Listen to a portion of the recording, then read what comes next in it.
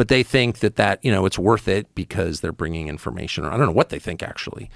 But no, they're tools of power, and that's like the one thing that you're not allowed to be, even if you think the power is good. Like maybe they all support the agenda of the U.S. government, destabilizing the world and impoverishing their own population. Maybe they're on board with that.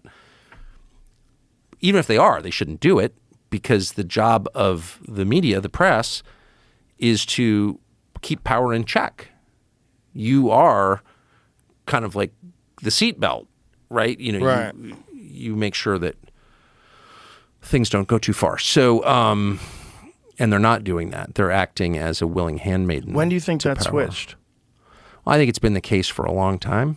I mean, if you look at what happened to Richard Nixon, which I, of course, did not understand at all, Richard Nixon was taken out by the FBI and CIA, and with the help of Bob Woodward, who was a Washington Post reporter who had been a naval intelligence officer working in the White House, working in the Nixon White House.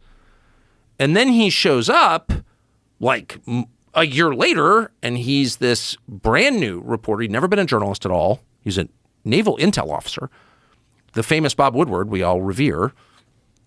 And he's at the Washington Post, and somehow he gets the biggest story in the history of the Washington Post. He's the lead guy in that story. Well, I worked at a newspaper. I've been in the news business my whole life. That is not how it works. You don't take a kid like his first day from a totally unrelated business and put him on the biggest story. But he was. He was that guy. And who is his main source for Watergate? Oh, the number 2 guy at the FBI.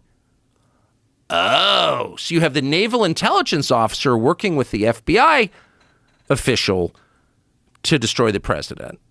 Okay, so that's a deep state coup. What else? How would you describe that? If that happened in Guatemala, what would you say?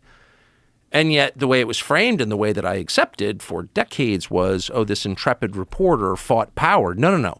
This intrepid reporter, Bob Woodward, was a tool of power, secret power, which is the most threatening kind, to bounce the single most popular president in American history, Richard Nixon, from office before the end of his term, and replace him with who?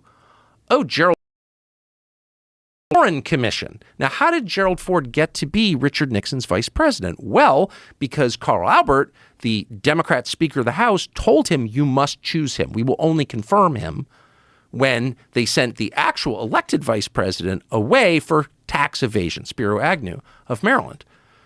So you have a complete setup, like Gerald Ford, the only unelected president in American history, actually sat on the Warren Commission. Something else that I accepted at face value until I looked at it and I was like, that's completely insane. You didn't want to interview Jack Ruby in your investigation of the assassination? Okay, you're fake. Yeah, he was on the Warren Commission. And so, sorry for the long story, but the